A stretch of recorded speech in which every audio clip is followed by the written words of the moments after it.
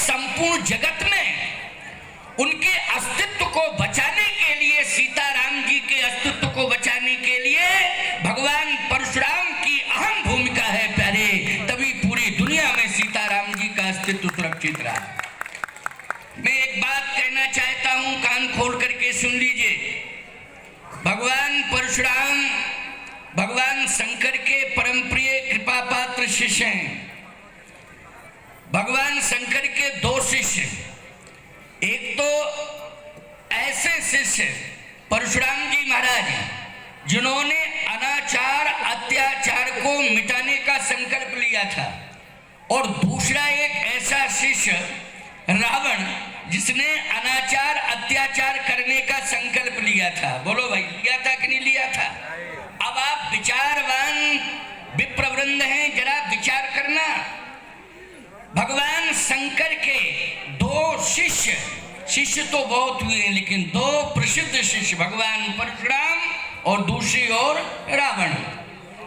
रावण ने अनाचार अत्याचार किया जहां जहां देश धैन दुज पावही। अब बताइए, एक ब्राह्मण का विरोध कर रहा है कि नहीं कर रहा है? जरा बोलो ईमानदारी से। रावण ब्राह्मण उत्तम कुल पुलस्त कर नाती, लेकिन वो फरमान जारी करता है, अपने राज्य को सचेत करता है, राक्षसों को सचेत करता है, अपने राष्ट्र में एक संदेश प्रसारित करता है कि जहां जहां भी यज्ञ हो रहे हैं यज्ञशालाओं में आग लगाओ। एक अपराध की बात। दूसरी, जहां जहां गौशालाएं हैं वहां वहां गौशालाओं में आग लगाओ। तीसरी बात, जहां जहां संत महात्मा तपस्या कर रहे हैं उन महात्माओं के अस्तित्व को समाप्त करो। जहां जहां देश धैन दूज पावहीं।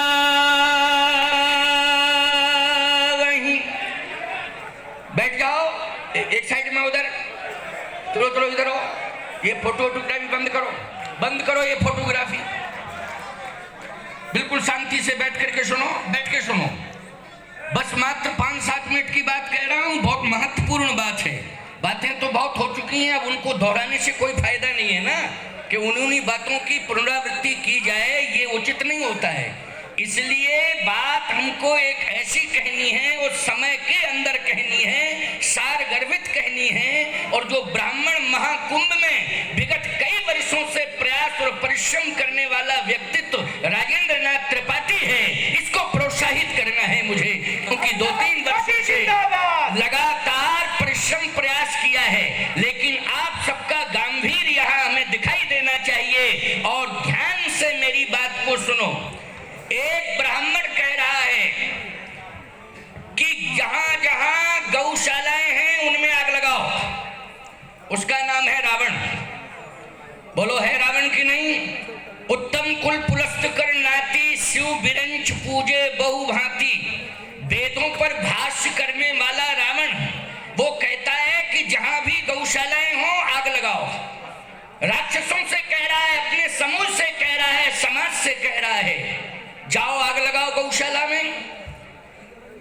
जहां भी संत तपस्या कर रहे हैं संतों का अस्तित्व समाप्त करो। जहां भी सतियां सतित्व की रक्षा करने में अहर्निश चिंतनशील हैं, वहां देव यक्ष गंधर्व नर किन्नर नाग कुमारी जीत बदी निज बाहुबल बहु सुंदर वर नारी। अपहरण करने में अपनी योजना तैयार कर रहा है। और याद रखना, जिनके नाम पर हमें गर्व है, जिनके नाम को लेने से हमारा साहस बढ़ता है, हमारा स्वाभिमान जागता है, वो परशुराम जी महाराज कहते हैं कि रावण, मैं राम के अस्तित्व को समाज में स्थापित करूंगा। रावण, तेरे अस्तित्व को मैं राम को भेज करके लंका में समूल नष्ट करवा दूंगा। ये भगवान परशुराम की प्रतिज्ञा है। बोलो, है कि नहीं? और आइए 2-4 मिनट की बात है, सुन लीजिए। भगवान राम ऋषि संस्कृति है। भगवान राम को इस धरती पर राम के रूप में उतारने वाले कौन हैं? नेति नेति कहे वेद निरूपा, जिसको जिसको वेद नेति नेति कह करके पुकारते हैं, जो व्यापक ब्रह्म निरंजन निर्गुण विगत विनोद सो अज प्रेम भगत वस्त कौशल्या की गोद, वो परमात्मा जो निर्गुण है उसको सगुण बनाने के लिए प्रयास किया महाराज मनु ने किया, महाराज दशरथ ने किया। लेकिन ईमानदारी के साथ बताओ, इस धरती पर प्रत्यक्ष रूप से अयोध्या में उस निर्गुण निराकार ब्रह्म को सगुण साकार बना करके और उस ब्रह्म को लालना बना करके पालने में अगर झुला दिया है, तो माता कौशल्या और दशरथ को आशीर्वाद दे करके वशिष्ठ जी महाराज ने झुला दिया है। वशिष्ठ जैसे ब्राह्मण की ताकत से वो उतर के आया, यज्ञ हुआ और यज्ञ सफल हुआ। बोलिए जरा, मैं आपसे पूछना चाहता हूं, ऋषि संस्कृति को किसने सुरक्षित किया है? ऋषि संस्कृति को वशिष्ठ जी महाराज ने सुरक्षित किया है। वशिष्ठ जी महाराज कौन है? वशिष्ठ जी महाराज ब्रह्मा जी के पुत्र हैं। बोलो है कि नहीं? वशिष्ठ जी महाराज महान तपस्वी संत हैं। वशिष्ठ जी महाराज ने कहा था, दशरथ तुम चिंता मत करो, जो तुम चाहते हो वही होगा। दशरथ जी ने कहा, महाराज 60,000 वर्ष की आयु हो गई है, संभव नहीं है। 60,000 वर्ष की आयु है, संभव नहीं है। वशिष्ठ जी ने कहा, मैं ब्राह्मण हूं, आज मैं प्रतिज्ञा करता हूं, जो असंभव को संभव करके दिखाए वही ब्राह्मण होता है। मैं असंभव को संभव करके दिखाऊंगा। और बोलो, असंभव था, संभव करके दिखाया। यज्ञ के माध्यम से प्रगटे अग्नि चरू कर लीने, अग्निदेव हविष्यान्न लेकर के यज्ञ में प्रकट हुए। उसी समय अग्निदेव ने स्पष्टीकरण दिया है वशिष्ठ जी का नाम लेकर के, जो वशिष्ठ कछु हृदय विचार सकल काज सिद्ध तुम्हारा। उस तपस्वी ब्राह्मण ने, गायत्री मंत्र का जप करने वाला महान तपस्वी ब्राह्मण वशिष्ठ, उन्होंने निर्गुण निराकार ब्रह्म को सगुण साकार बना करके दशरथ को पुत्र के रूप में सौंप दिया कि लो, ये मैं तुम्हें पुत्र के रूप में ब्रह्म को दे रहा हूं, वशिष्ठ जी ने। और वही वशिष्ठ जी ने, जहां दशरथ धार्मिक राजा, गौ ब्राह्मण की सेवा करने वाले महाराज श्री दशरथ हैं, तो गौ ब्राह्मण की सेवा करने वाले महाराज दशरथ को उस ब्रह्म को पुत्र बना करके हाथ में सौंप दिया। वही वशिष्ठ जी ने, जो यज्ञ का, गौशालाओं का विरोध करने वाला अनाचारी, अत्याचारी, जिसने ब्राह्मण कुल को कलंकित किया है, उस रावण के सामने राम को शत्रु बना करके खड़ा कर दिया है कि जाओ राम, संहार करके आओ। और रहा न को कुल रोवन। बोलो भाई, वहां उस इकलख भूत सवालक ना थी। कबीरदास जी कहते हैं, कहा रावण घर दिया न बाती। और गोस्वामी तुलसीदास जी ने कहा, राम विमुख असहाल तुम्हारा, रहा न को कुल रोवन हारा। एक संतुलन अयोध्या में वशिष्ठ जी ने बनाया और मिथिला में दूसरा संतुलन परशुराम जी महाराज ने बनाया है। हम स्पष्टीकरण दे रहे हैं, वैसी बात नहीं करते हैं कि कभी वैसी बातें मनमुखीपन से करते जाएं, नहीं, प्रमाणित करके बात कहूंगा। जो भी बात होगी उसे मैं प्रमाणित करके कहूंगा। एक संतुलन वशिष्ठ जी महाराज ने बनाया है कि निर्गुण ब्रह्म को सगुण बना करके पुत्र के रूप में सौंप दिया महाराज दशरथ के हाथ में। दूसरा संतुलन मिथिला में परशुराम जी महाराज ने बनाया। कैसे बनाया? भगवान राम पहुंच गए, अपने छोटे भाई लक्ष्मण जी को लेकर पहुंच गए। लोग कहते हैं परशुराम जी तो विरोध करने के लिए आए थे राम जी के विवाह का। गलत। अगर अभी मैं नहीं रुक पाऊंगा, मेरे पास इतना समय नहीं है। कोई माई का लाल, दुनिया का कोई माई का लाल ये सिद्ध करके बता दे कि परशुराम जी सीताराम जी के विवाह का विरोध करने गए थे। सिद्ध करके वो बतावे। केवल बातों से काम चलने वाला नहीं है, वो सिद्ध करके बतावे कि विरोध करने के लिए गए थे। मैं सिद्ध करके बताऊंगा कि परशुराम जी महाराज सीताराम जी के विवाह का विरोध दूर करने के लिए गए थे जनकपुर में। ये मैं सिद्ध करके बता दूंगा।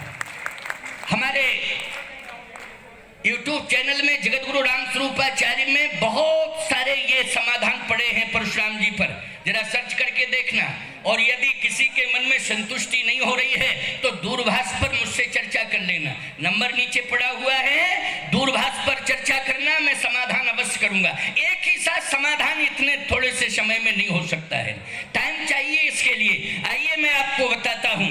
वशिष्ठ जी महाराज ने तो मिथिला भेज दिया, क्योंकि वशिष्ठ जी के समर्थन से ही दशरथ जी महाराज ने विश्वामित्र जी के हाथ में राम लक्ष्मण को सौंपा था।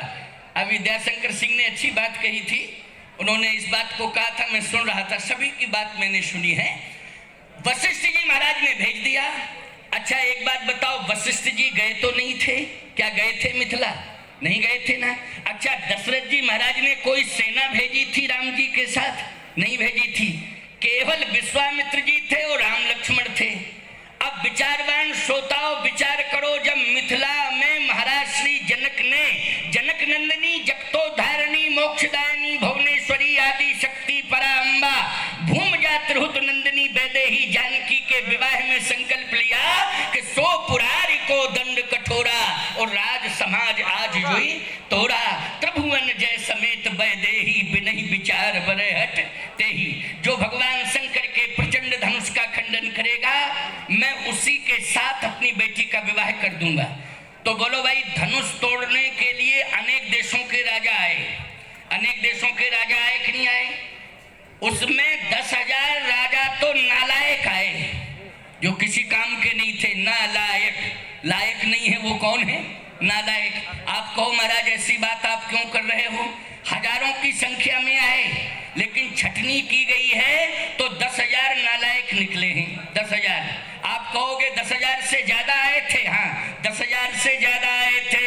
बोले जिनके कछु विचार मन माही और चाप समीप महीप न जाही। जो विचारवान राजा थे, साधु प्रवृत्ति के राजा थे, वो कहते हैं कि नहीं हम धनुष के पास नहीं जाएंगे। क्यों?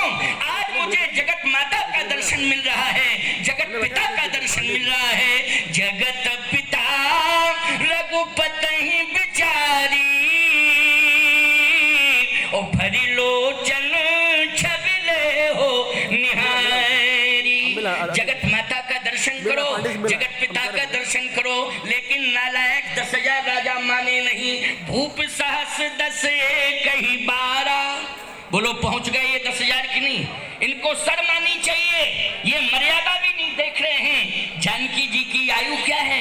राम जी की आयु क्या है? जानकी जी की आयु वाल्मीकि रामायण के अनुसार मात्र 6 वर्ष की है, भगवान राम की आयु मात्र 15 वर्ष की है। लेकिन विचारवान श्रोताओं विचार कर लेना, 6 वर्ष की अवस्था।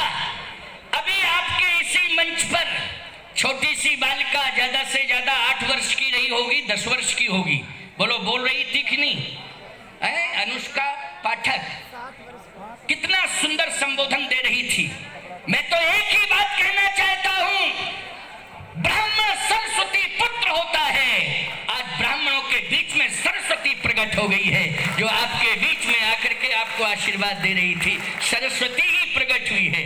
भले ही आप कहो कि वो अनुष्का पाठक है या उसका नाम ये है, वो फलाने जिले की रहने वाली है, लेकिन नहीं नहीं, आज ब्राह्मणों आप सब सरस्वती पुत्र हो।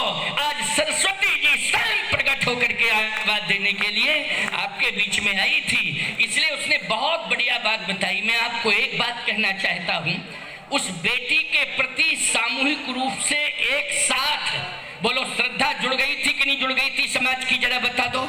किसी भी व्यक्ति का कहीं किसी भी बिंदु पर कहीं कोई भी टिप्पणी जनक सोच नहीं था। बोलो भाई, उसकी तोतली वाणी इतनी प्रिय लग रही थी, इतनी प्रिय लग रही थी, जैसे गंगा यमुना सरस्वती त्रिवेणी की धारा प्रवाहित हो रही हो, ऐसा हम लोग अनुभव कर रहे थे।